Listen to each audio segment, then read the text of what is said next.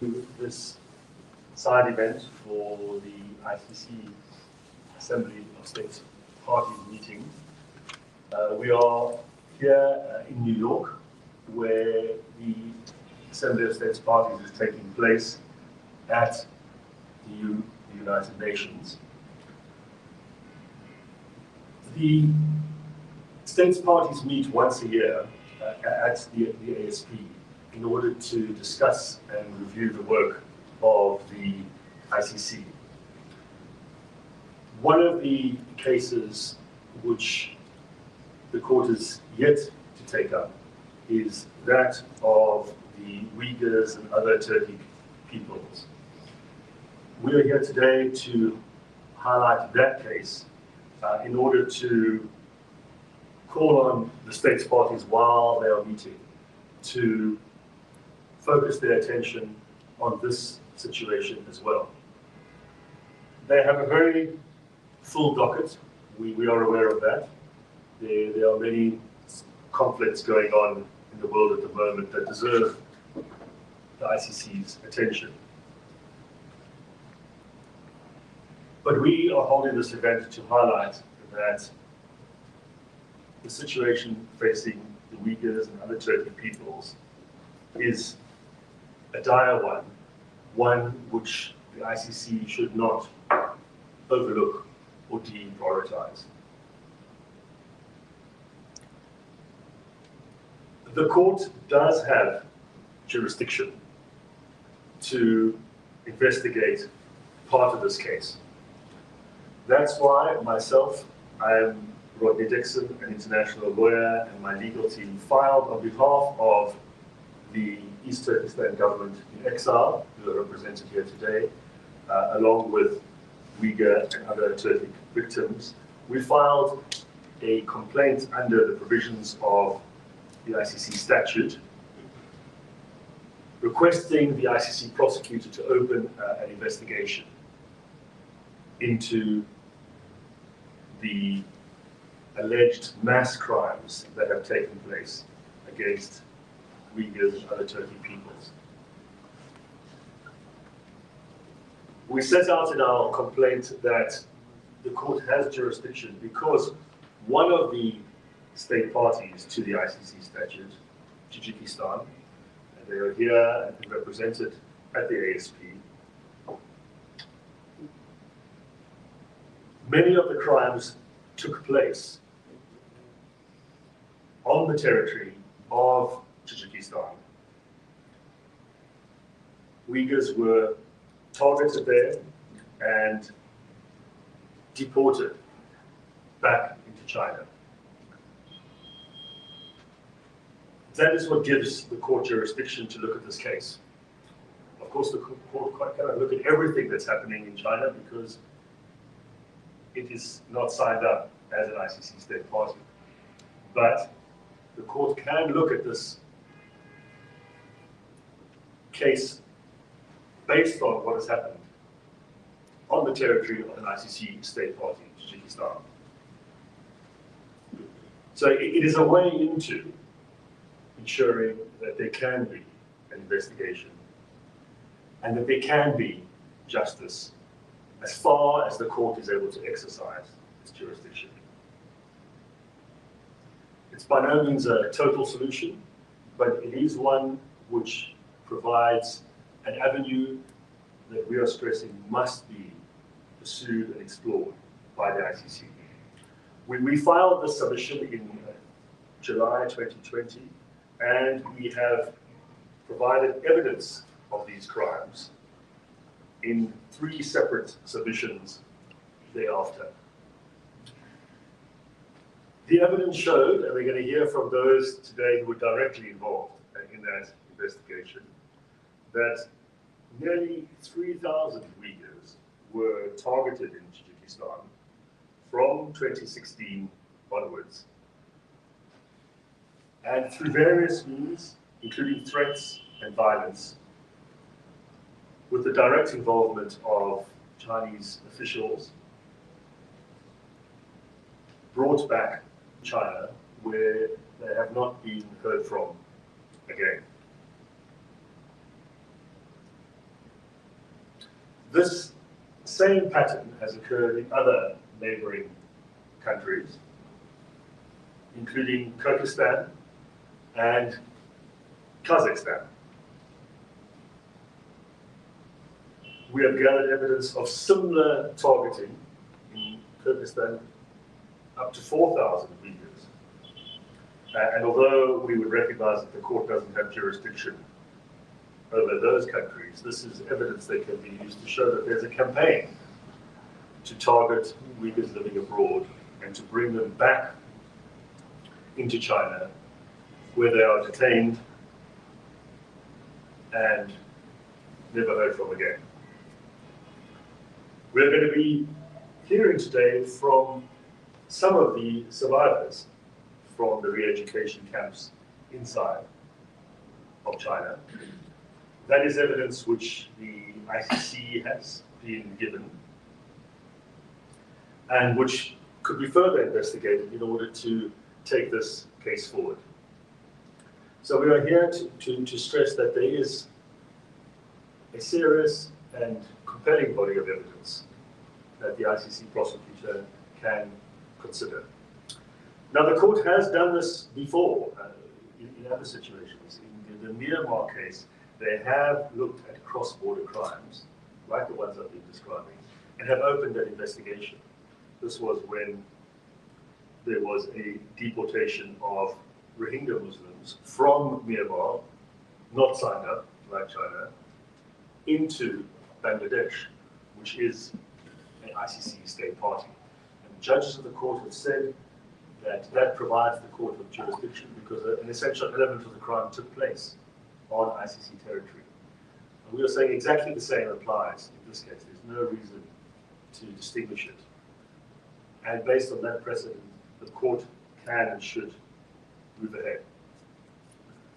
We do want to emphasize that we fully appreciate how busy the court is. It has been bombarded from so many different angles at the moment.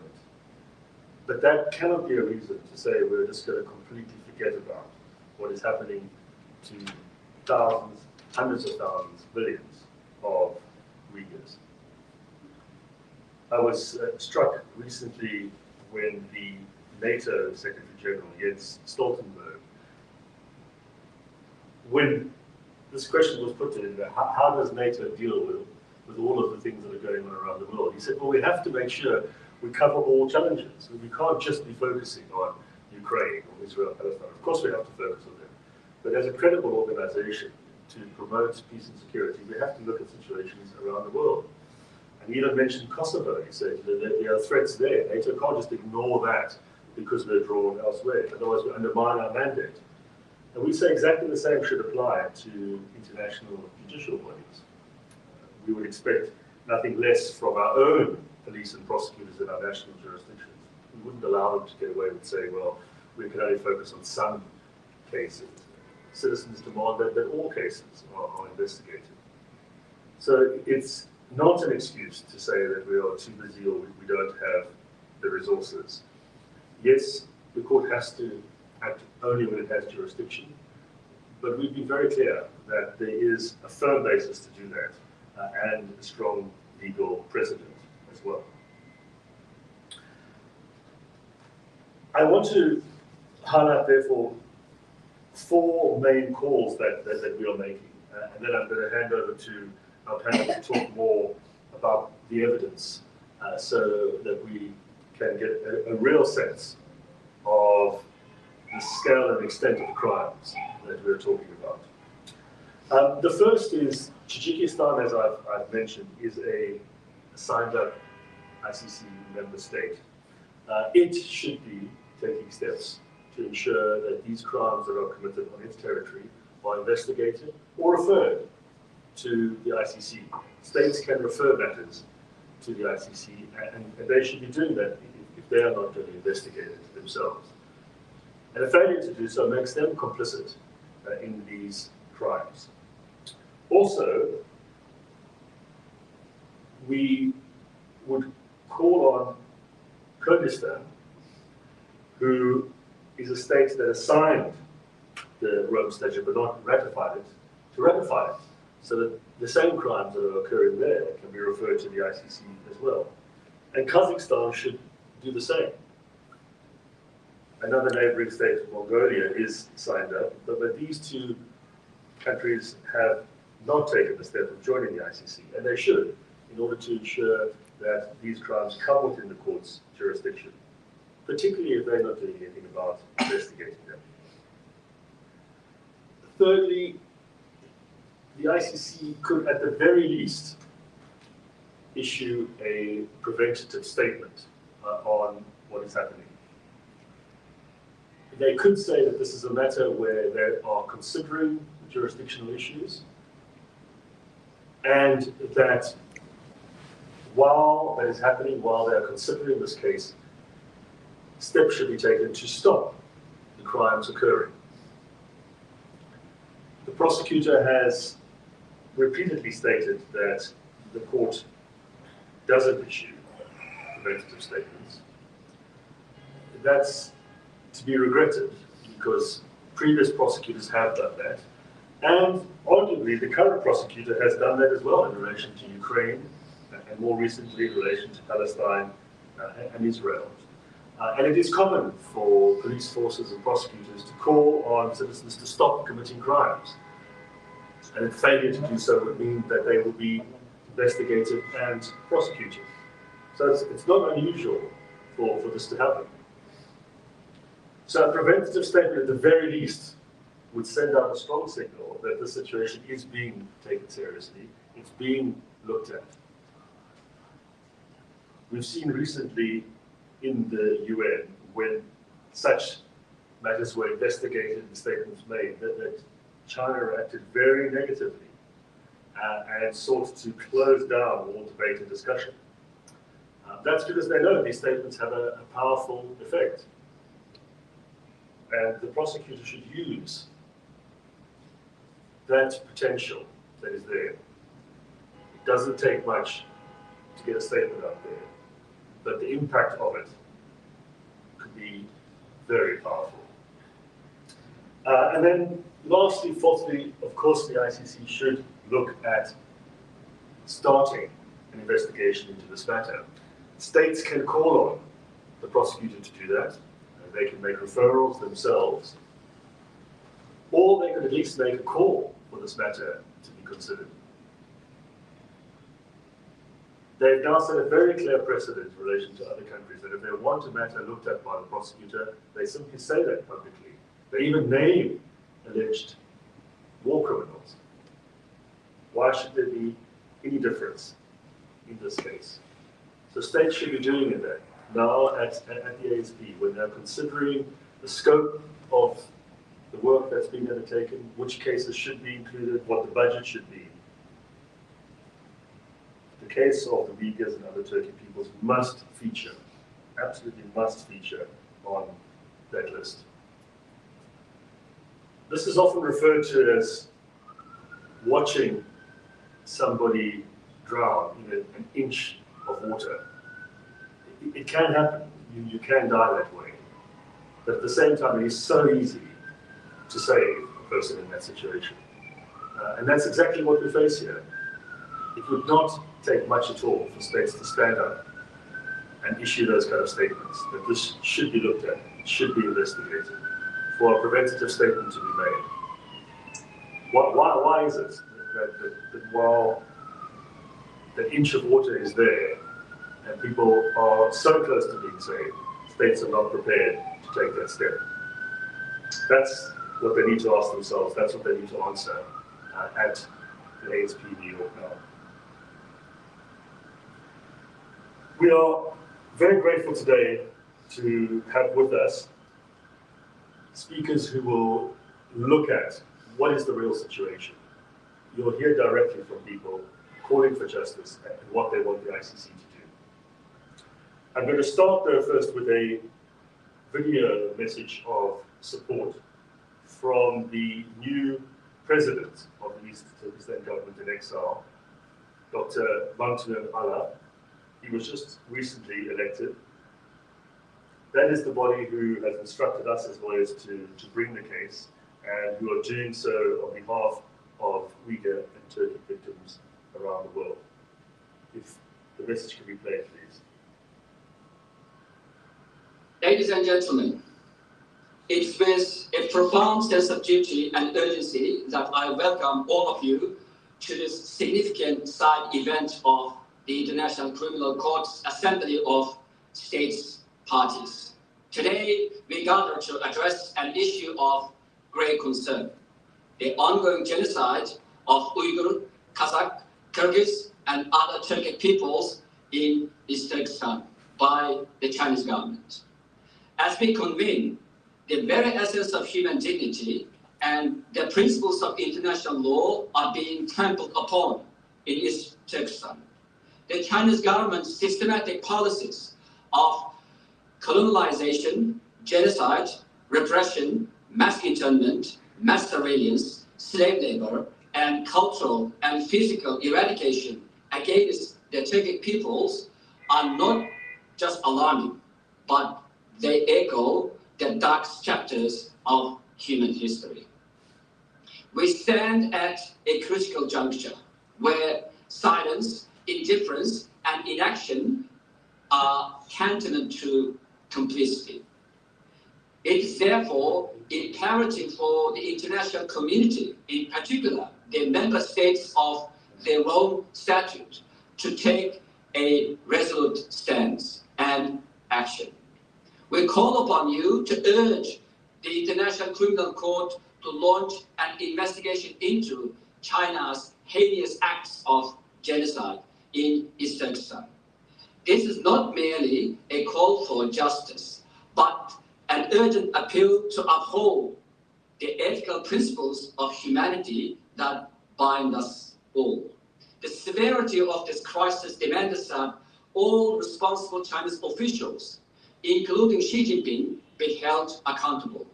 The prosecution and punishment of these individuals are essential steps in delivering justice to the countless victims and in deterring such atrocities from occurring in the future.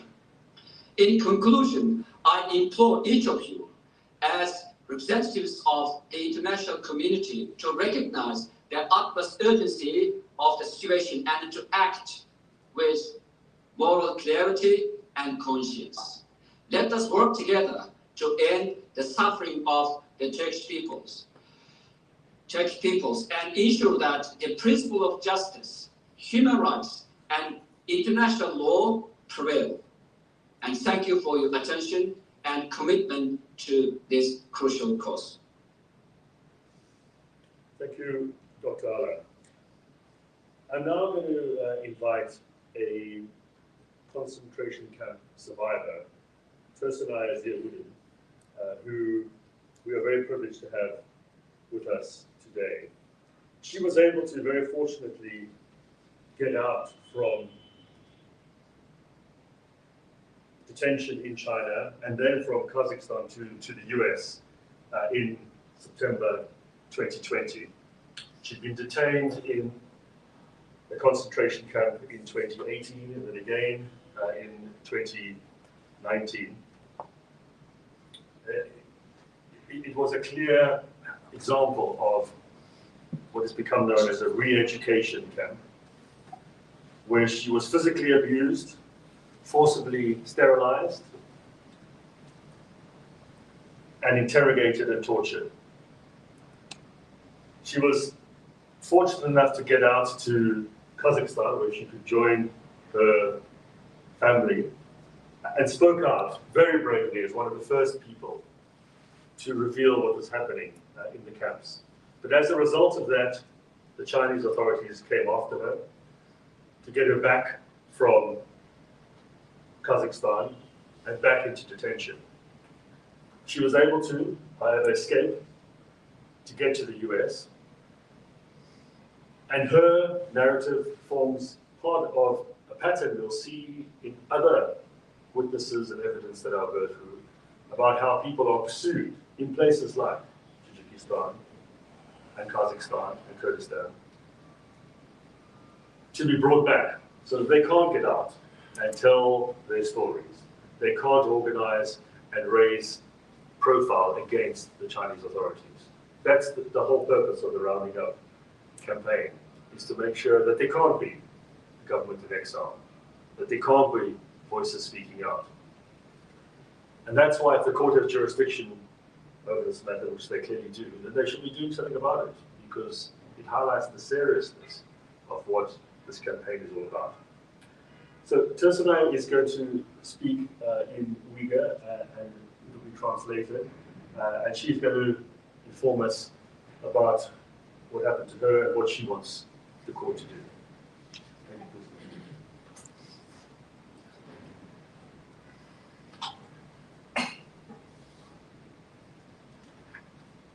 Assalamu alaikum. Mijn naam is Tursunay Ziyaoudin. Ben in East Turkistan.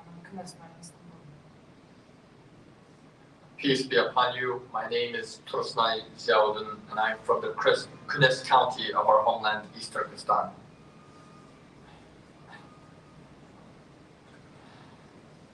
Mina gerçeğim keçirmişim belki korkmuştum ve azap müşkül olsun. Ben bazı acılar deydi ondan kıyımdaşlarımı. Bir yerde köz aldığımda ölüp ketken hazır mı yana eğilim hemen türünler deydi ondan kıyımdaşlarım için olmayan başta olmayan borcumda. Allah'ım bütün dünyama bu hayatını sürdürüyor. Although what I faced through is very frightening, and although it is extremely painful and difficult for me to speak about my experience, I have always considered it my duty to be the voice of our brothers and sisters who are still in the concentration camps and prisons, especially those who have died before my eyes and those who are continuing to suffer unjustly. Ben Xitayning jazolarga ikki qatim qamaldim. Ikkinchi qatim qamalishim ben qo'rqinchli va mening yuragimda unutulsiz jarohat qoldirdi. I was detained in the concentration camps twice. The second time was even more horrific and barbaric, and the experiences I endured in the Chinese concentration camps have left indelible scars on my heart. Ben 2018 3. ayda lagerga gidip getirdim. Lagerda uçağda işte pek egiz binalar nurgun kameralar, kurallık sakçılar güzel turadi. Biz her vakit yerde teşvikat filmleri Xitayning komünist kızıl nakşıları, her xil teşvikat filmlerini gösterdi. Ama qaz bizni Xitay Komünist Partiyasi sadiqman degan qasam ishkizadi. I was taken for the second time in March 2018 and spent nearly a year in the concentration camp. There were tall buildings and new tall buildings in the concentration camp, resembling a prison with numerous cameras and people and armed guards. Sometimes in the concentration camp, they would force us to watch propaganda films, force us to learn Chinese laws, force us to sing Chinese red songs, and force us to swear allegiance to the Chinese Communist Party. Lagerda biz bayım korkunçlu işçide yaşaydık. Biz hep kurban, çıkıran avazlar, şundaklar. Xitay sakçılarına karavlı. Bizni başkırıp turuşdan korkup yaşaydık. Karavlık sakçıları minimum bir günü sorak hep çıktı. Sorak hep çıkıp, sorak jarayonida kallık kelgen usullardan kıynadı hem azaplıdı, urdu. We lived in constant fear in the concentration camps. Our days were spent listening to screams and witnessing people being tortured, fearing that we would be next. Numerous times, the Chinese police would took me out of the cell for interrogation and torture using all kinds of brutal methods. Bir günü ben 20 yaşlık kızı bilen birle girip çıkalım. Lager sakçılığı hem yeni kostum giygen, ağzın karması takkan, kar gözenek takkan bir adamla vardı. Hiçbir kay vaqt oğunu bilmeydim, bizni bir karı oynaşçı kapadı. Göz aldığımda o kızga Bay saatçıları hem aşık babam, kastamonu ya adamlar, üç adam basıncılık ben göz aldım. Ben şundakla aşık kız okşaş zulüm uçurdum. Kızlarını davamlıkmış da kılattı, içip giderdi, halımın çıkınaydı. Bazıları ölüp kılattı, bazıları kelende göz aldım kansırak ölüp gitti, bazıları kelende saramı kılattı. Her vakit bu işle oynasam yürüyümü kantatlamak oldu.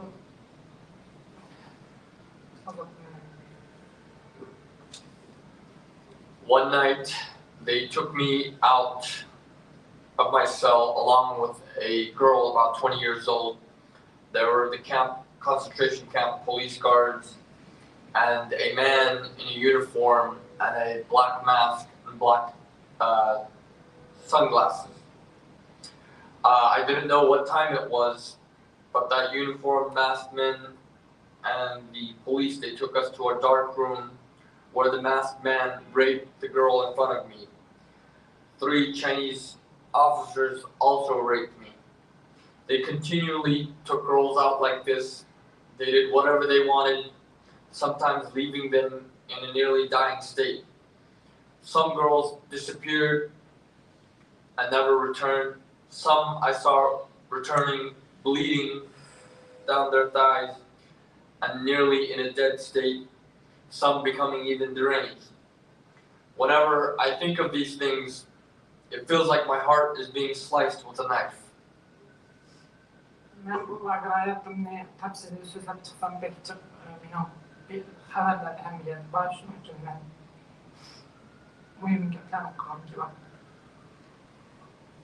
If I talk about my experiences in the concentration camps in detail, it's going to take a long time, and I've already said a lot of things about my experiences to the media, so I'm just going to focus on the important issues. Bu hatıra benim yüreğimde tatlıgandek oldu. Keçilip kar baskandı. Erkin açlık yaşayman. Benim avazım erkin hazır. Rasmen özüm erkin dünyada yaşamak. Ben erkin azap yaşayman. Ben sözleşip güzel kalmam. Ben beşimde ötkenlerini hazır benim kıyımdaşlarım Uygurlar yaşamak. Kıyımdaşlarım tekrar açmalıyım Uygurların avazı. Buluş için ben bunu yaptım. Ben bütün dünyanın biz için avaz buluşunu ümit kılıyorum. These memories bleed my heart. At night, I live in repeated terror. Although my body and my voice are free, I'm still deeply tormented. I can only overcome my suffering by speaking about our people. I need to speak because what happened to me in the concentration camp and the prisons is still happening to the millions of our brothers and sisters. Millions of Uyghurs are suffering, but the hope of and belief of justice in the world and the hope that the international community will act is what keeps me alive. 5-6 yıldan beri irqi qınçılığa uçrayotgan Uyg'urlar, Türkiye milletine sizlerden insaniyetin yardım kütmekte. For over 5-6 years, my people have been subjected to genocide. The Uyghurs and other Turkic peoples are looking to you and humanity for help. Ben başkalarının islaçlık kılışına kalmayman üzerinde. Talep kılmayman. Ben hayat kalmışı buluş bilen hayat kalmagan kişiler için hükümetimiz Şarkı Türkistan'da dozaqdek muhit kapsılıp kalkan dünyanın ümit kütüvattan təmin barlıq qeyındaşlıq üçün sözlerden bir milyatın toxtab qaldı. Şundaqla sizler vətnimizi qeyındaşlığımız üçün avaz buluşandan ümit qılman. Şular üçün iş qılışınlardan ümit qılman. I don't demand sympathy from others. However, as a survivor, I will not stop speaking for a minute for all those sympathy for others for myself. However, as a survivor, I will not stop speaking for a minute for all those who could not survive, and for all of our brothers and sisters in East Turkistan who are languishing in this hellish environment and clinging on to hope from the world. I call on the world, I call on every one of you to act in a meaningful way to help us. Bарлық үкімет және тәшкилатларға өз ішіге алған халықара жәмиетке жидди мұрағат қылмай, бұл еркек қоғамдығын ақылдаштыру үшін әрекет қылышын талап қылмай, Turkic Türkistan, Uyghur, Kazakh ve başka Türk milletlerine vahşice zulüm kılmak, halklara cinayet işi sotuğa tartışma ve adalet çağrı kılışka ciddi hareket kılışka ümit kılmamın. I urgently appeal to the international community, including all governments and organizations, to act to end this genocide. The Uyghur, Kazakh, Kyrgyz, and other Turkic peoples of East Turkistan are being subjected to unspeakable atrocities. It is crucial not just for the International Criminal Court to hear our call for freedom and justice, but to take serious and immediate action. Ben akıldıyana halkara sotuğa, bütün halkara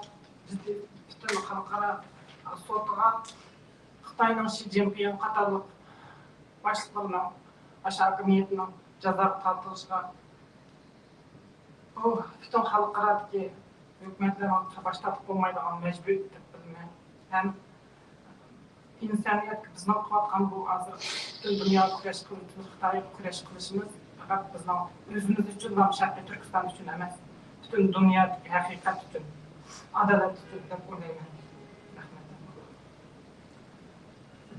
I ask the member states of the International Criminal Court to stand against these horrors, to investigate the genocide and crimes against humanity being committed by China in East Turkestan, and to punish Chinese officials like Xi Jinping. And punishing Chinese officials like Xi Jinping is the moral obligation of the international community. Our struggle is not just for the people of East Turkestan, but it is a fight to protect human dignity, justice, and the values that define humanity. Thank you.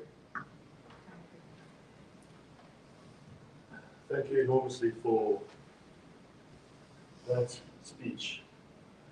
I think the courage that you have shown in being ready to keep making that public is extraordinary and so important for the ICC states to hear.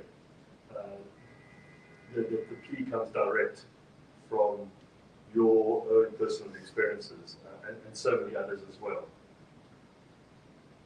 And I think it's also very important that you've been able to remind us that this is not something from the past. It is ongoing at the moment. It continues, and by all accounts, it's getting worse. We'll hear now from Dr. Adrian Zentz, who was not able to join us, but who has been continuing to gather evidence about what is happening in East Turkestan. And the accounts continue to be harrowing. So thank you so much again for that. And we hope that the calls will not fall on deaf ears. Can we go over to Dr. Adrian Zentz now?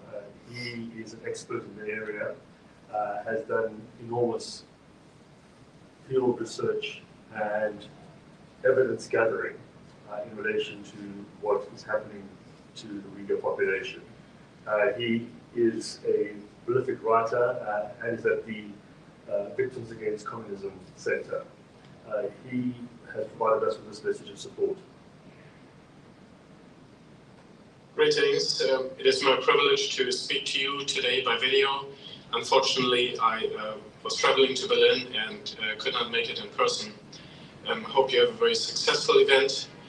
I would like to speak on the topic of the pursuing accountability for perpetrators through the ICC for the atrocities in Xinjiang.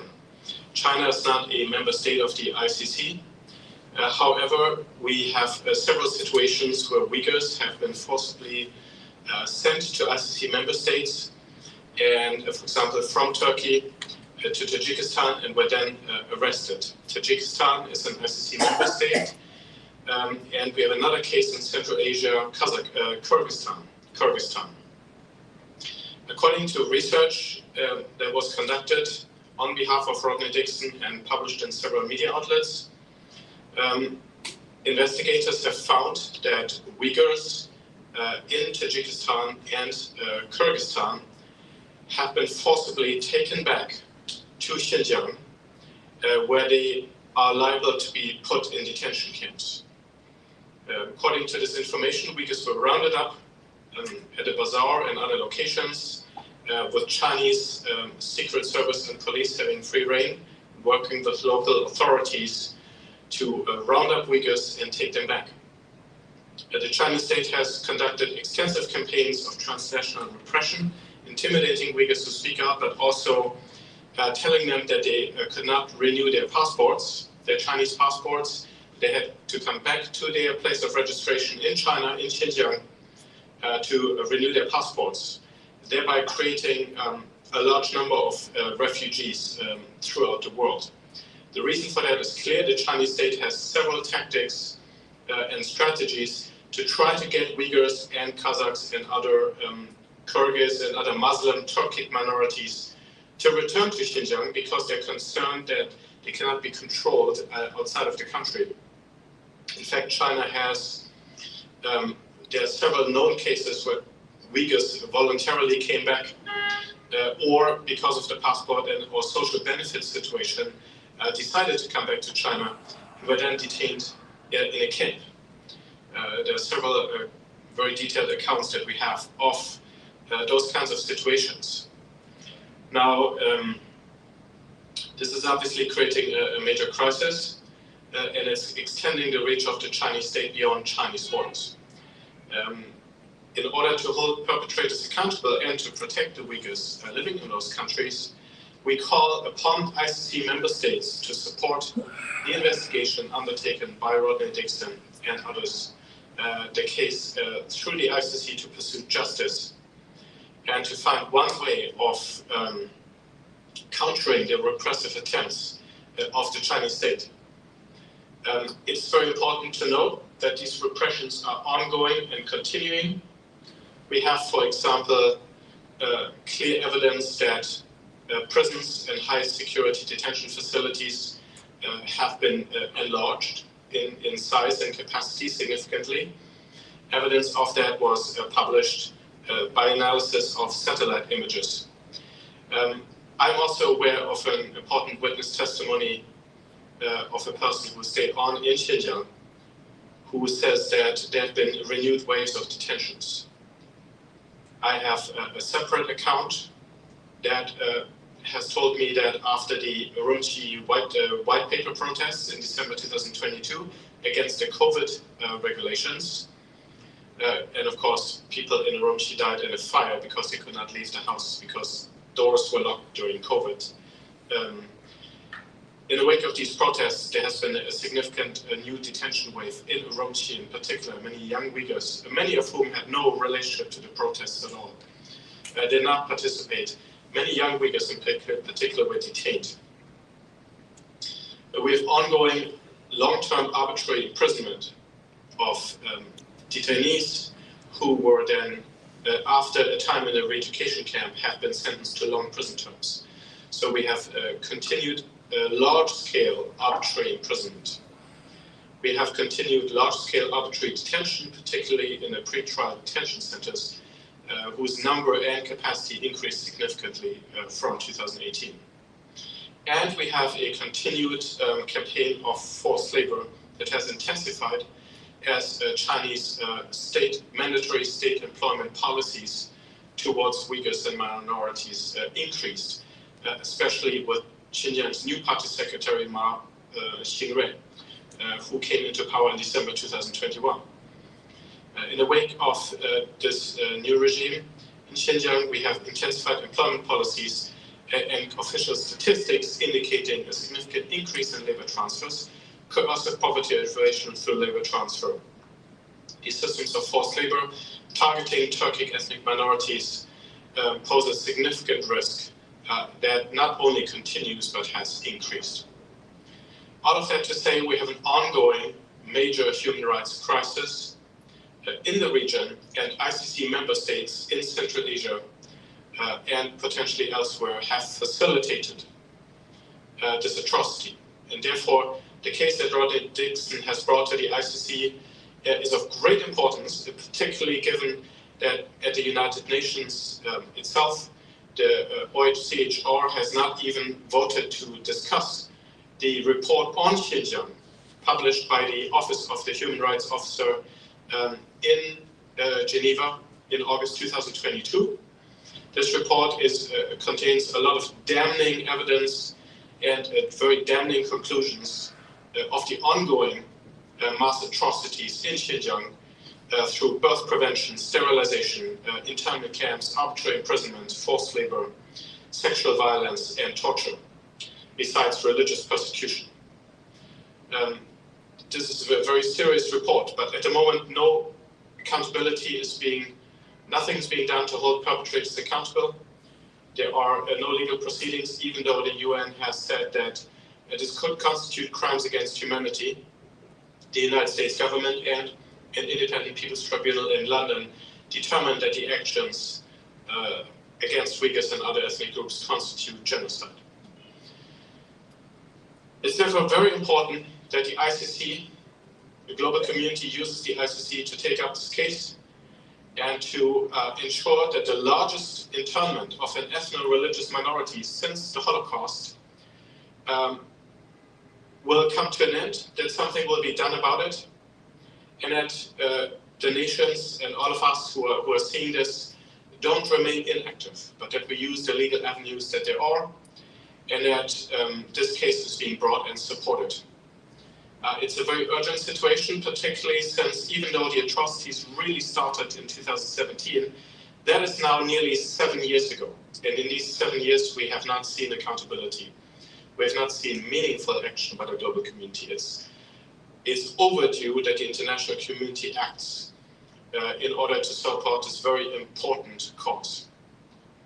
Thank you again for inviting me to speak, and thank you for your attention. Thank you very much. That new evidence which is being gathered will also be assembled and provided to the ICC. But we're also very fortunate to have with us today the person who has been responsible for gathering much of the evidence that has gone to the ICC already, and that is Ethan Goodman. He has been a true Trojan in this case and has gone to places that many of us wouldn't want to in order to gather the evidence firsthand and to provide that to the ICC. Tajikistan, as I've said many times, is an ICC state party, so they should be providing access, they should be allowing for evidence to be gathered on the ground, but it's not always that straightforward. Ethan will explain that now and give an overview of the way in which the investigation has been undertaken and what it shows and where we hope to go with it in the future. So thank you for joining us today. Thank you very much. Thank you very much, Rodney. I do have some, this is a useful exercise because it made me think about the situation in Tajikistan and in a realistic way. As the lead investigator on the Tajikistan case, I was on the ground in Tajikistan, Kyrgyzstan, Kazakhstan, and Uzbekistan, and even Turkey during the years 2019 to 2022. One word about my motivation: I've worked in the human rights field for 2 decades, and I specialize in field research and witness interviews. So when I was in Kazakhstan in 2020, I asked Sarek Jan, that's the former leader really, of the Kazakh human rights group Atajur, if he knew anything about the status of Uyghurs in Tajikistan. Not really, he said, although Atajur had made plans to go there themselves. But events in Kazakhstan had always intervened, and they never made it in. I didn't really have the time either, frankly, and I needed to get back to Europe. So Tajikistan remained the dark planet. So about 6 months later, approximately, I received a call from Rodney. Was it possible, he asked me, I'm paraphrasing you, right, that the Uyghurs were not escaping from the Chinese camps in East Turkistan and going into Tajikistan, but that the movement was actually going the other way, where the Chinese deporting Uyghurs to the camps. And could I go into Tajikistan and find out? Well, I didn't know the answers to any of this, even if I could go. I only knew that Tajikistan was receiving infrastructure construction from the Chinese Belt and Road Initiative. As a student of the Holocaust long term, I sensed a faint echo of the Nazi presence in Hungary. We'll fix that rail line, and we'll take care of that Jewish and Romani problem. They used to call them gypsies, that gypsy problem that you guys have. So I recruited a Uyghur fixer translator that I'd worked with previously in Central Asia. And I talked him into going into Tajikistan with me. He didn't even really know Tajik language. But we got off the plane in Dushanbe without a single name or a lead. And I'll come back to how we worked around that if I have time. I probably don't.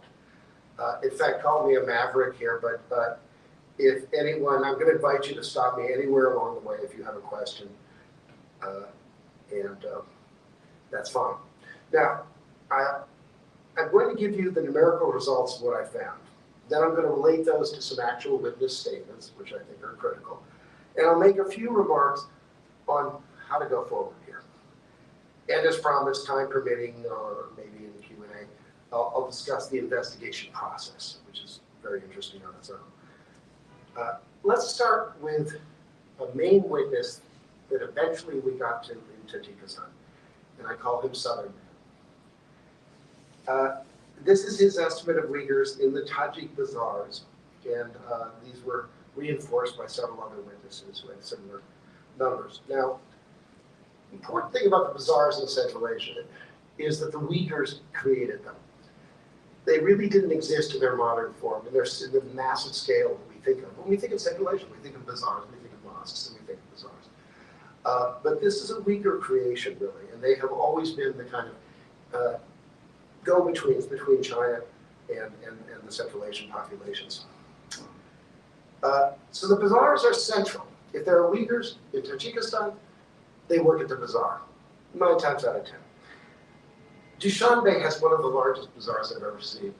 It will take you 2 hours to walk from end to end. I know, because I've done that. And we got it in about an hour and a half because we were kind of running some of the time. But in Dushanbe, pre-2017, there were about 400 Uyghurs in the bazaar. Currently, there are 40. Kyrgyz in the north, 300 Uyghurs. Before 2017, currently 60. Kyrgyz in the south, 300 Uyghurs, now 18. And these numbers, this is about an 85% loss of all the Uyghurs in the country. And now these may seem like small numbers, they're not huge, but on average, every one of those, usually male Uyghurs, was associated with at least 2 other people, a wife often, a small child perhaps, maybe 2. So the real figure is much closer to 3,000 with a loss of 2,550. Okay, so we're looking at about 450 Uyghurs in the country. Now, although it's not directly part of the ICC case, let's compare those numbers with what we found in Tajikistan's northern neighbor, Kyrgyzstan. And here I'm going to use 2 witnesses. One I call Axman, the other I call T-Man. And they, together, we have very similar estimates coming from them, and I've kind of merged them a little bit. Here we have 4 major bazaars in Kyrgyzstan. Medina, in the capital, 3,000 Uyghurs, currently 500. Kyrgyz, 1,000 Uyghurs, currently 45. This was dramatic. I spent some time in Kyrgyz, kind of looking around for the remaining ones. Dordoy, 400 Uyghurs, again, before 2017, currently 35. And Chameleon, which is 300 Uyghurs, currently 4. Okay, so the numbers are a little higher here, 87%, not 85%. The Medina numbers in particular were confirmed by refugee Joseph Ogelbeck, Connor Healy and of IPVM, who would have liked to have been here, and I were able to get Joseph and his family out of Kyrgyzstan less than a week before the Chinese consulate planned to deport him and his family back to China. He and his family are now living in Northern Virginia. It's a rare success case, especially for an intact family to make it to America. But let's not get distracted. The point is that between Kyrgyzstan and Tajikistan, these are strikingly consistent numbers. They indicate a single mind, or a single hive mind, if you like, applying some kind of quota to the situation. Now, how did the Chinese Communist Party do it? Well, victims can only tell you so much.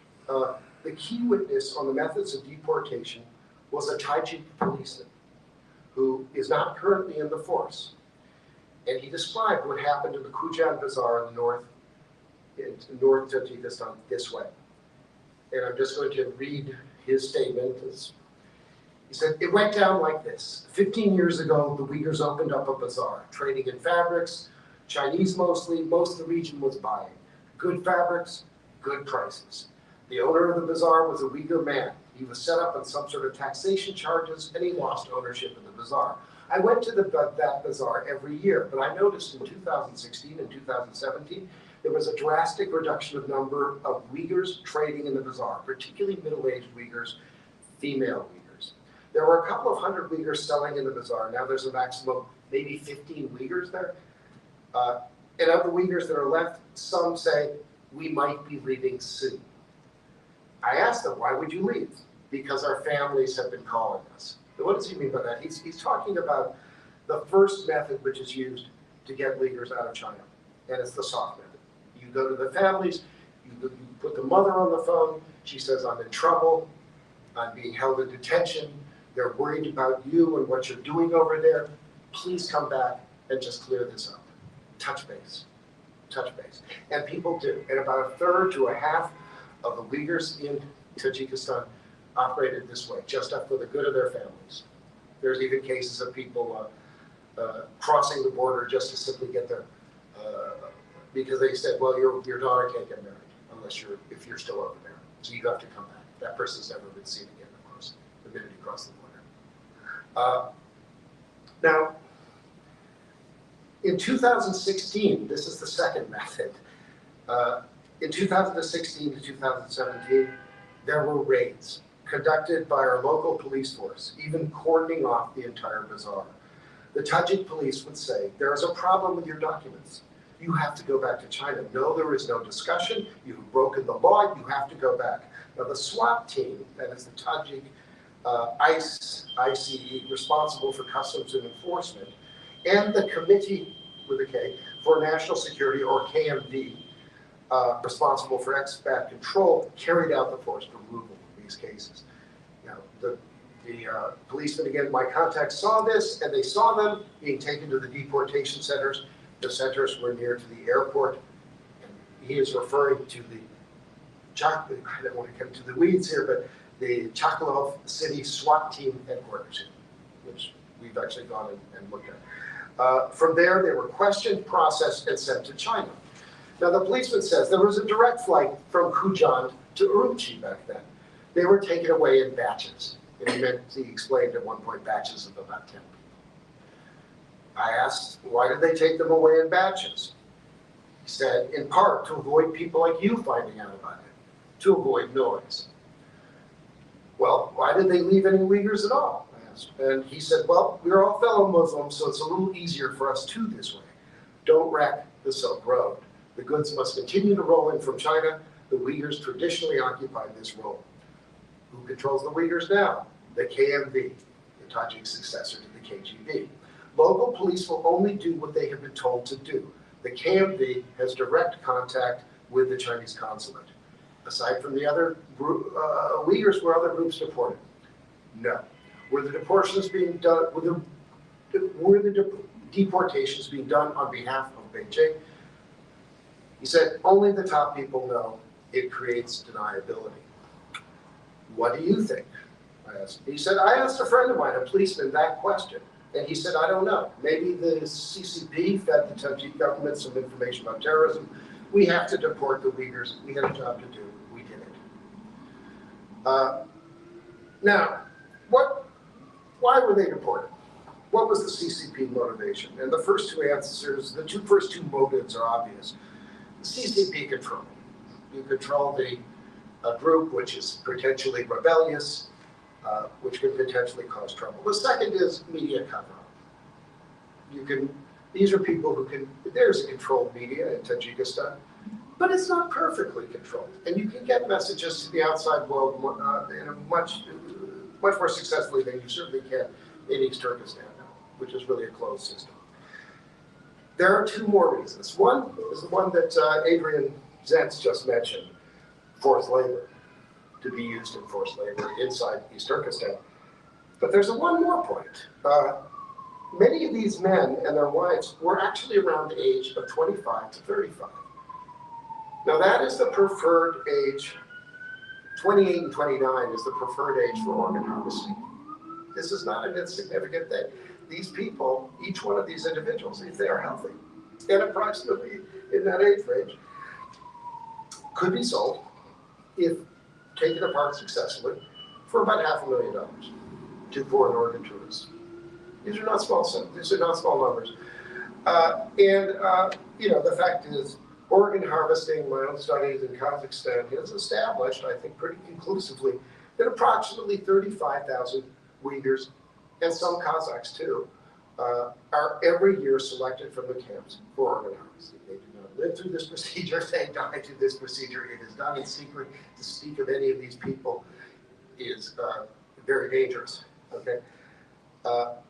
Now, moving on, we mentioned the Uyghurs left behind, and here I wanted to just turn to the witnesses very briefly to speak for their own conditions. As a witness in Tajikistan said, people here are living in stress. These are the ones who are left behind. It's a very small minority. Even after 10 years in Tajikistan, they're afraid to go home. They're afraid to stay. They're depressed. Some of them are drunks now. The Chinese consulate loves this. If there were 100 Uyghurs here, they would all be afraid of each other. People do not talk to each other. They gossip. They report. A Kyrgyzstan witness, same thing. The informers watch you. They watch where you go. They watch where you spend. They watch how you pray. They send messages to China about you. There's an example. In the Medina Bazaar in Kyrgyzstan, there are surveillance cameras every 5 feet through the Uyghur section of the bazaar. Walking through there is a very paranoid experience, and it should be, because one of the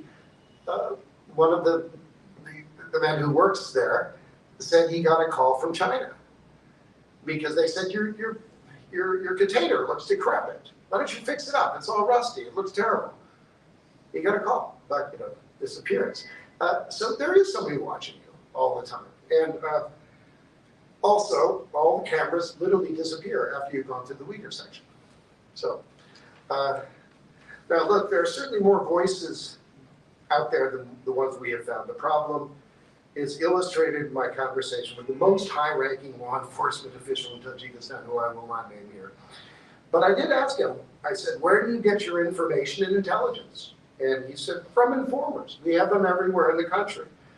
How do you keep them loyal, I asked. He said, we pay them. What if the bad guys pay them more? I asked. He said, we pay them more than the bad guys can afford. There wasn't much really to learn from this little exchange, except for one point. He never mentioned electronic surveillance. Tajikistan is not a high-tech surveillance environment like China or Kazakhstan, for that matter. But literally a third of the country can be seen as informers. And it's impossible to buy a smart burner phone in the markets.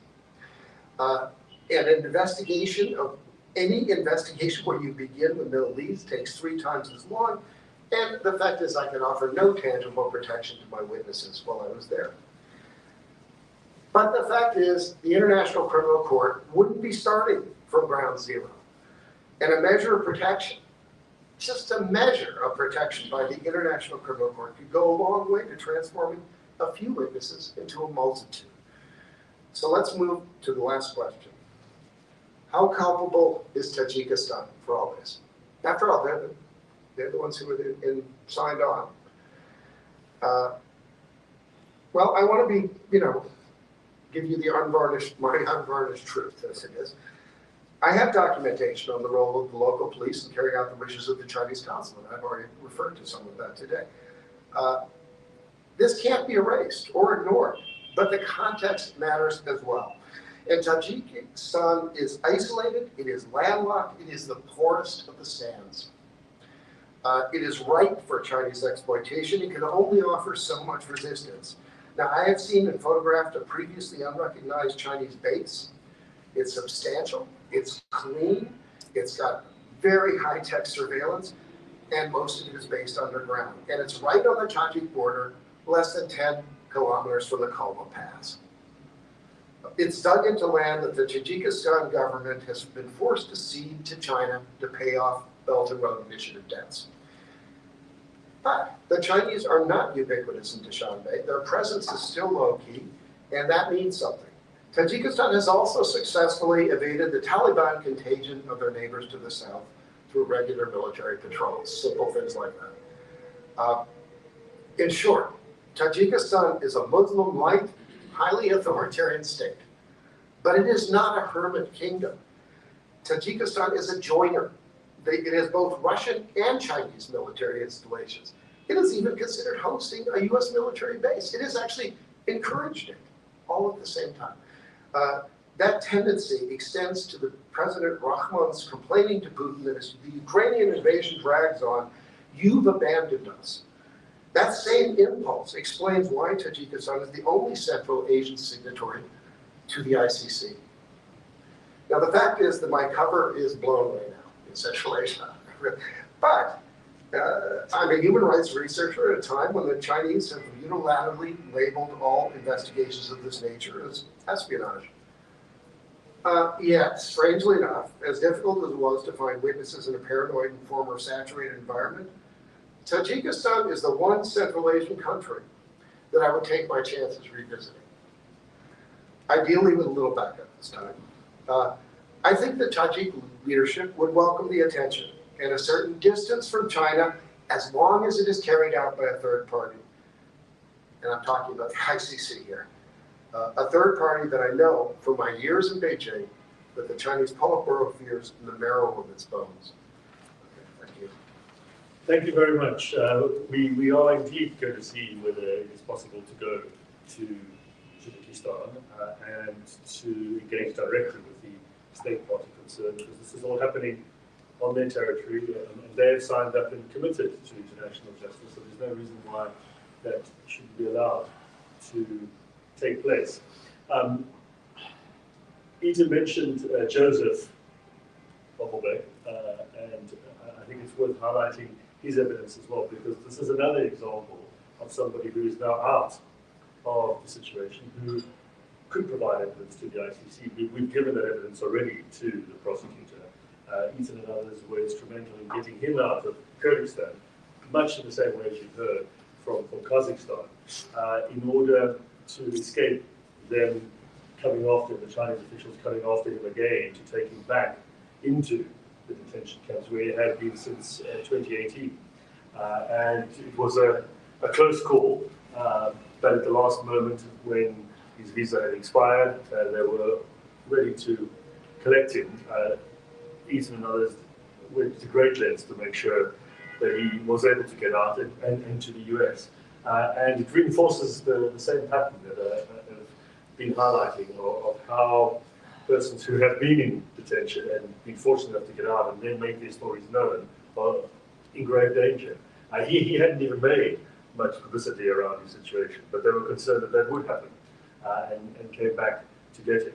I mean, it shows that the level of planning and detail that the authorities are able to descend into.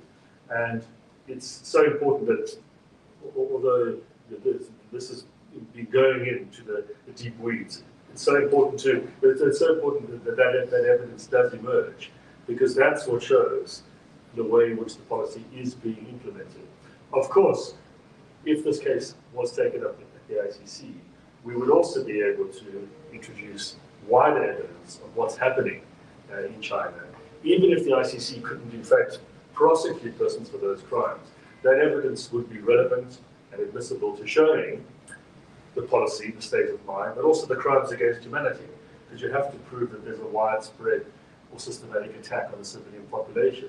And there certainly is here, and we've been able to use all of the evidence to prove that. That's been established in many different courts before. The Yugoslav, Rwanda courts used evidence from outside of the jurisdiction to show what was happening within the jurisdiction. That can be done. So this is not something where you would just be looking at one country.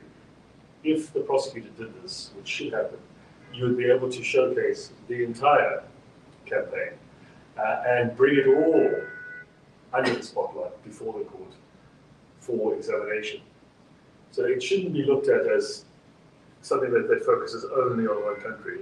It's vital that the entire picture is taken into account, because it can all come before the court.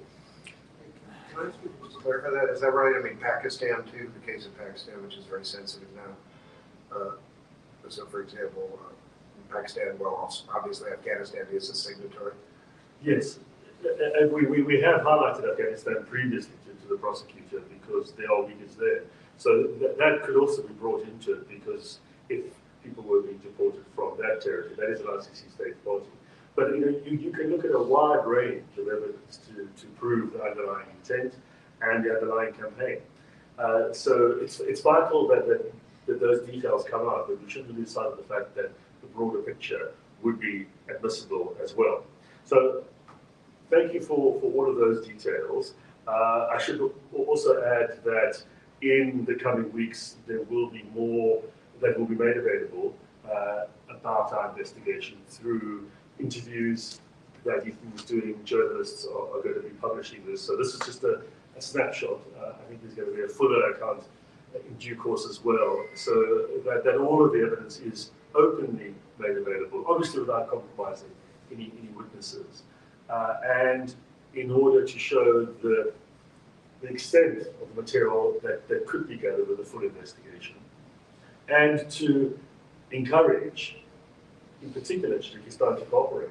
We should better go there and get further evidence. And they should be ensuring, as an ICC state party, that they allow this process to happen. If they don't, they are in violation of the very statute that they've signed. So watch this space. There will be a lot more coming. I should also say that if there are any questions, I know there are a number of people following online and on various platforms. If you can type those in, send them along, we'll have a Q&A session at the end, or otherwise people can email you directly, but it will be very good to know if there are questions. Perhaps they can be read out from there when we get to that stage. There's just one more item on the program, and that's to hear a closing message from the Vice President. You heard from Dr. Ala, the President at the beginning. The Vice President, Sirajul Sartbay, who's in Sweden, unable to join us, will give a closing message. She is somebody who, as well, was able to escape from a concentration camp and is a survivor who is able to testify as to what happened to her and so many others. If you could play her message, please.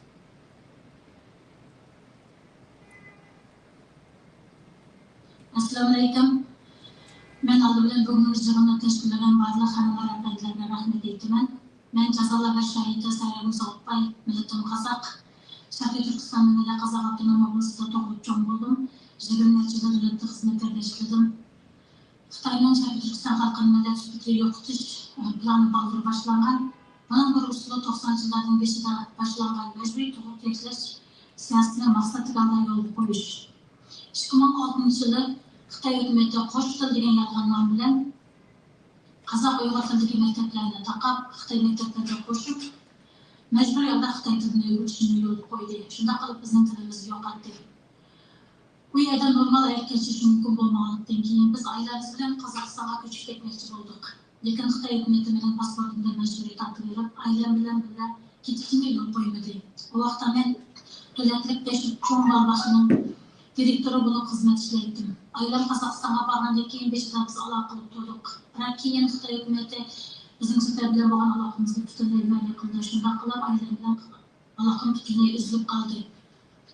2016 yılı күзде Xitayning Sharqiy Turkiston xalqini yo'qotish qirg'inchilik siyosati yerim ichida uylarga bostirib kirib, keng ko'lamli tutqun qilish bilan rasmiy boshlandi. 2017 yılı barıncadan başlap olan benim ailemin Kazakhstan'da ekenligini bana kılıp, yerim keçilerde tutup ekip, sorak kalıp, urup kıynadı, bestim kaldı. Bunda kısmetler onundan keyin o benim beşimde ne çıkartan kayıtlandı. 2017 yılı 11. ayda ben mecbur yolda jazalarga gapirib shu yerga qamalgan odamlarga Xitoy tilidan dars bergan ma'lum bo'lib ishlashga majbur bo'ldim. Men ishlagan shu jazolarga har ayol cho'ng kichik bo'lib, jami 2500 odam qamalgan. Cemiyetin vesairesi adamları var. Hepsinin tutkulda kişinin çeşitli düşürülürgen. Cazaların içinde barlıq yerde kız tutuşan varsı var. Onların her bir şirketi 24 saat kız tutuşu buludu. Fakat karı üyde batıldığı evde kız tutuşan varsı yok. Çünkü o üy kamalga adamlarga türlü biraz vasıtalardan paylanıp kinaş cazlaşıp bardığın üy. Hatta ben şu karıya kapırılıp cazana uçurdum. Jazalarda ayollarning bosqinchilikqa uchrashi vaqasi doim bo'lib turgan ish. Hatto nima uchun bosqinchilikqa uchrash vaqasi mening ko'z oldimda yuz berdi. Jazalarda ishlagan bir necha oy jarayonida men shu yerdagi uyqusizlik, ochliq, ruhoniy besim qilish va turli razil vositalar bilan besim qilish orqali yo'q jinoyatni majburlab e'tirof qilg'izish, tirnoqlarni yuzlatish, maxluq o'rniga pishloq o'tag'izish, Türk bilen soğukturup kıynaş, katarlık, insan kalbinden çıkan türlük vahşi vakalarının öz gözümle görüp guah oldum. Ayollara baskıncılık kılış, nümetlisiz baskıncılık kılış ve toğmaslıkta keltirip çıkırdıgan, ziyanlık okulda olan kabul kılışkan mecburlaş katarlık insan kalbinden çıkan cinayetlerden guahsı buldum. 2018 yılda 3. ayda onlarına cezalardan kaytırıp etkelim. Benim vazifem deyip taşlap, endi beni qaytadan jazolangan birde 3 yil qamoq ko'zini yo'qotmoqchi bo'ldi. Shu sababli men Xitoyga tavakkal qilib Qozog'istonga ketib keldim. Qozog'istonda Xitoyning ta'sir kuchi juda kuchli bo'lib, ularning turmush usuliga ham Xitoyga qaytarib etmoqchi bo'ldi. Meni siyosiy panohlik iltimosimga 3 qatim rad qildi. Men Xitoyga qaytarish xavfi duch kelgan vaqtda xalqaro yordam so'radim. Shunda qilib Birlashgan Davlatlar Tashkilotining yordami bilan Shvetsiya hukumati bizni oilamiz bilan qabul qilib 2019 yil 6 oyda Shvetsiyaga elib keldi. Xitoy Kompartiyasining maqsadi Sharqiy Turkiston xalqini butunlay millatga yo'qotish. Uyg'ur xalqi bilan birga Qozaq, Qirg'iz qatorliq shu yerning Sharqiy Turkistonning yerlikda xalqi butunlay mushuklarga uchrayotdi. Xitoy hukumati bu genosid jinoyatini, erkak qirg'inchilik jinoyatini yo'shirish uchun qo'ldan har xil tuhmatlarni yasab, Sharqiy Turkiston xalqini jazolarga turmalarga soldi. Nega chaqsiz qolgan bolalarni yig'ib bolalarga etdi. Nurg'unlagan oilalarni vayron qildi. Xitoy Kompartiyasi butun dunyoga afat yetkazuvchi, butun dunyoga tahdid.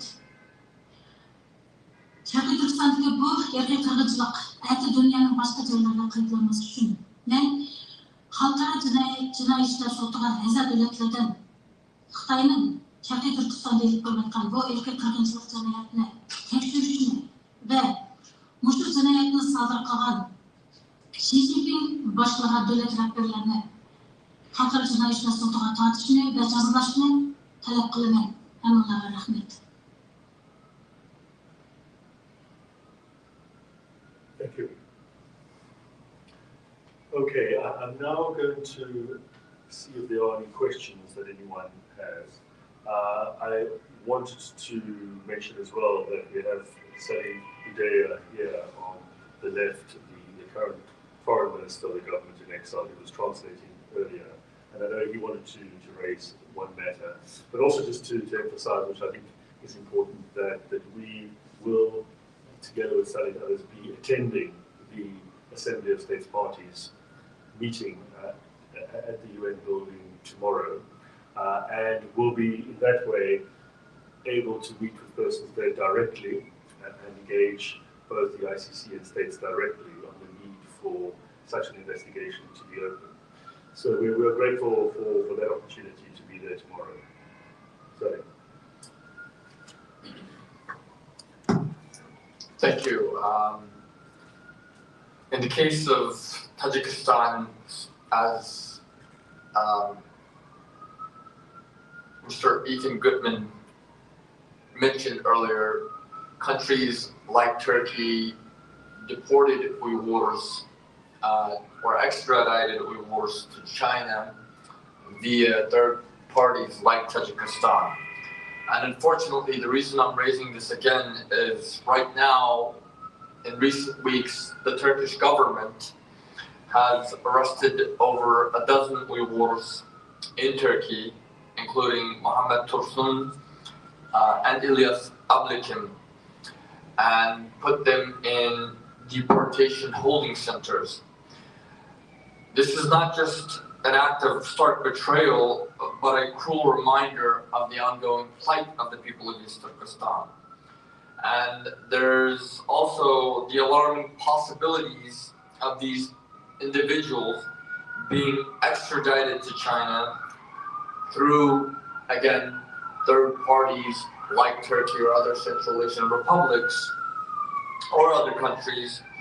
And this represents not only a grave injustice, but it is that they will have a severe risk of being imprisoned, tortured, forcibly disappeared, and possibly even executed under the brutal regime in Beijing if they are indeed deported or extradited or handed over to China by Turkey, whether it be directly or through an intermediary.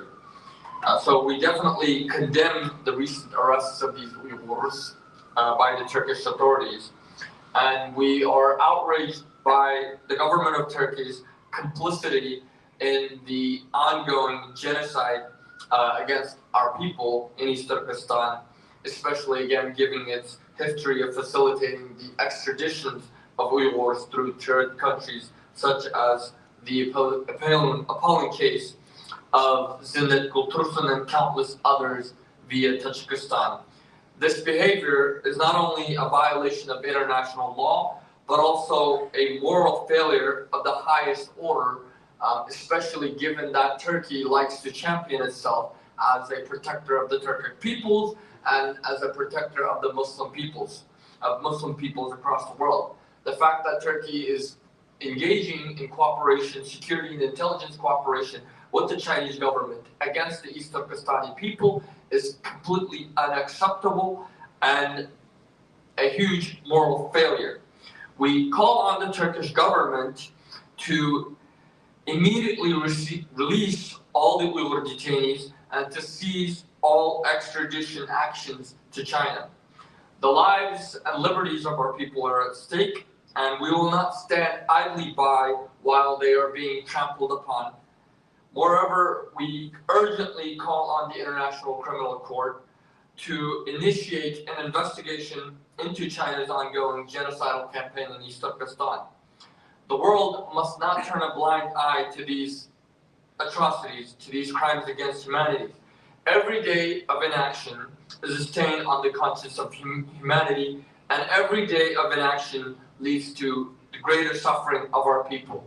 And for over 7 years, or even in the case we believe that it started in 2014, for over 9 years, almost 10 years, the Chinese government has been waging a brutal campaign of genocide with clear impunity, because the international community is failing to uphold its promises of never again. So we stand firm in our resolve and will continue to raise our voices against the injustices against our people, whether it be committed by China, Turkey, or any other nation. The East Turkestan government in exile calls upon all freedom-loving individuals and governments to join us in this fight, and we will not rest until justice prevails and our people are freed from the oppressive grasp of the Chinese government. Thank you. We have time for a few questions. There's one question online. Can civil society seize the ICC prosecutor, or can states? Just repeat the question again, please. Can civil society seize the ICC prosecutor, or can states? Right, good question, because both can. So it is a situation where both options can be pursued.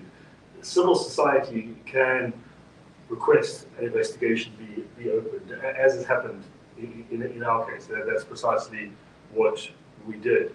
The prosecutor has the power in the statute proprio moto to start an investigation based on such a request. So you don't need to have the Security Council or a state referral to start an investigation. It was a hard-fought provision that was included in the ICC statute to give the prosecutor that independent power, which that allows civil society and victims to go directly to the prosecutor to start an investigation. It's much like happens in our national jurisdictions. You don't have to get a government referral if one of your family members is murdered to open an investigation. You can go to the police, report the matter, and they can take it up. And many argued in favour of that going into the statute, and it finally was included, so that it wouldn't just be states that decide whether or not there is an investigation. We have a voice, and the prosecutor then can decide. The difficulty, of course, is that it's entirely out of our hands once we have submitted, as we've done now. It's entirely in the hands of the prosecutor to decide whether to take that step or not. And as civil society, there's no way of challenging that in court. It rests entirely with the prosecutor. That's why we've been saying we need to ensure that we raise the profile of this case for the prosecutor's attention and put maximum pressure on the prosecutor to take that step. But you can also have an investigation open through a state referral. That in many ways is stronger. I don't want to say it's a competition, but it's stronger because a state referral means that a state party has gone to the court and said, we want something done about this. That's what happened in Ukraine.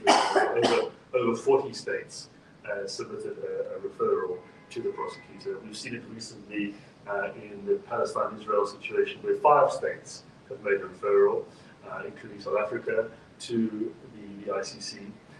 So there's a precedent for doing this, and we're calling upon states to use that power that they have, refer this situation to the ICC for investigation. You don't have to be concerned, you're not actually referring China as a state, because the court has no jurisdiction over a state. This is a matter of individual criminal responsibility. Individuals will be investigated, who may be state officials, they may not be, but it's not an action against the state per se. So that is a channel that we are actively asking ICC member states here to consider. Refer the situation to the prosecutor, because then it'll be much higher up on the agenda.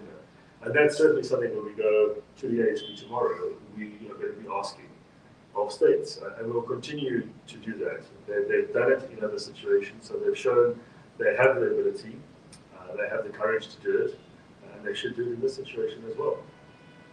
Does anybody else want to know? It's more of a legal question, I know. There's another question. There's information circulating about Uyghurs being surveilled everywhere in the world, including Europe and elsewhere. Can this be part of the ICC investigation as well? Yes, it can be. Maybe Ethan wants to say a bit more about the evidence on this. It can be, but it can't be the core of the case. And we're not suggesting that this precedent from Myanmar should be stretched to the point that if you're following people in the UK, for example, which is signed up, that's enough to trigger the court's jurisdiction. We understand from the jurisprudence that there really has to be a very physical cross-border campaign, as happened in Tajikistan, where people were picked up by Chinese operatives actually on the territory of the Nazi state party and brought back. That was happening, as we've heard, in other neighboring countries as well, although not signed up. It shows a pattern of going over the border to do this and then bringing people back. And that's what the Myanmar judgment really sought to do. It sought to say that in those situations where you are physically forcing people over the border, either way, that gives the court jurisdiction. So that's the core of our case. Of course, we'll look at some of the other aspects as well, because it shows the extent of the campaign. But that's on the basis of the jurisdiction we rely on.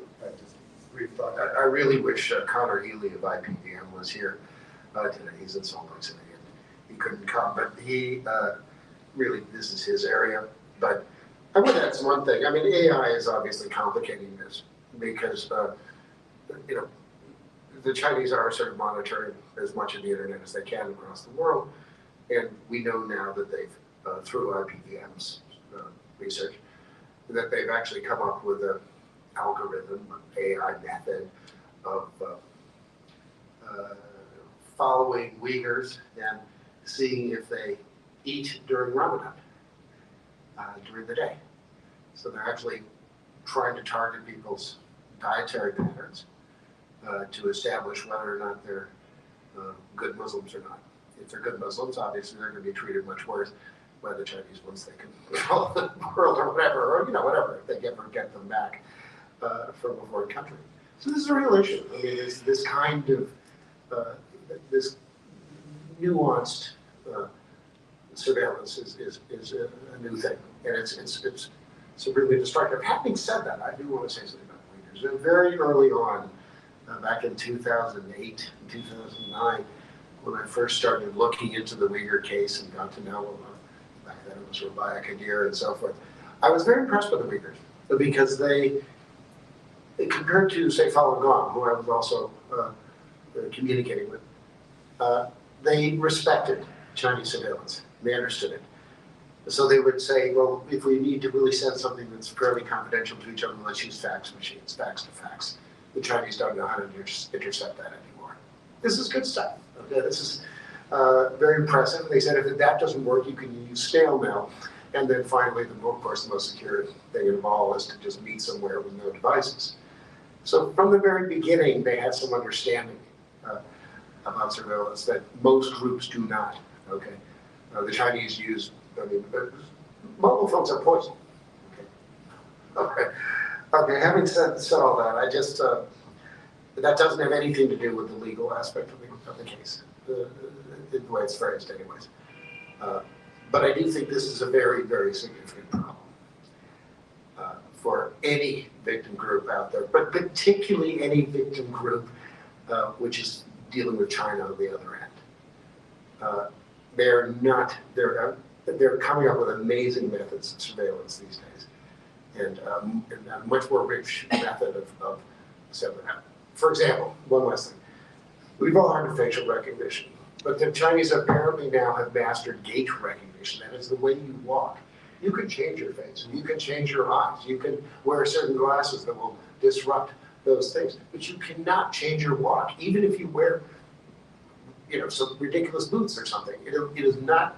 There's something so distinctive about the way you walk. Now, originally that gave you a lot of false positives and didn't work. Somehow they apparently have mastered it now, and that's kind of game over for recognition. Anything final? There was one more question. Can China be obligated to open its borders for an international investigation? It can't be compelled to do that. It's not a state party of the ICC.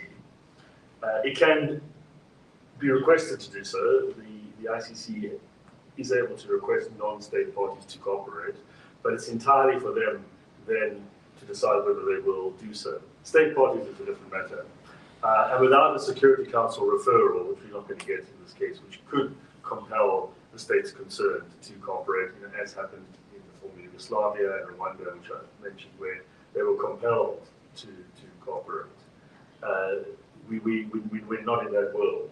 So it would have to be done on the basis of a request, and we see what happens. But you know, as I think we've all emphasized on many previous panels, if China denies these allegations, which they do, and they've said they're all made up, well then they should have no interfere by letting investigators, by letting the UN come in and see for themselves in an open and uncontrolled way.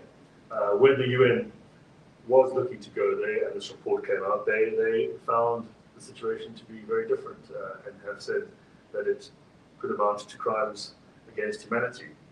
And that report has since been shut down. There hasn't even been, as we've heard, the ability to have a debate on it. China has managed to get enough support from states to stop that happening. And likewise with the ICC, they will be seeking to ensure that state parties do not even briefly turn their heads to look at this. And that's the real difficulty that we face, is they have that reach. But state parties need to stand strong. And China should be ready to cooperate.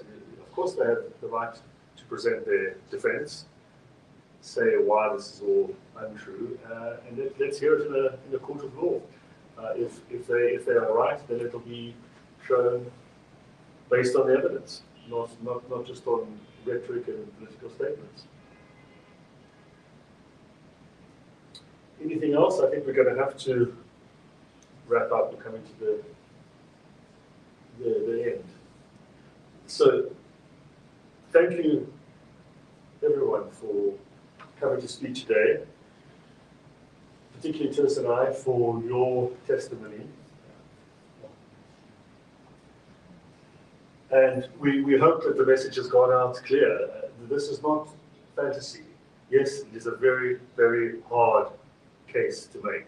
No one is doubting that. And we are unfortunately on the fringes here. You shouldn't be for a situation like this, but that's where we are. We have to accept where we are. It's a very, very hard case to make, but it's not pure fantasy. This is a case where there's a firm legal basis. I know you were saying didn't want to talk too much about the law. Well, we don't really have to, because it's a given. The box is ticked. And we've heard the evidence directly firsthand. And there's no reason why, other than a lack of backbone, states should not, those ones here, but all states should not be doing something about this. So that's our plea. Get your governments to act now. And thank you to all of those who have supported us so far. We've got a long way to go, but for all of the victims, their families, the investigators, those on the ground as well, who put their lives at risk for this, thank you enormously. We have the foundation, now we need to launch. Thank you very much for attending.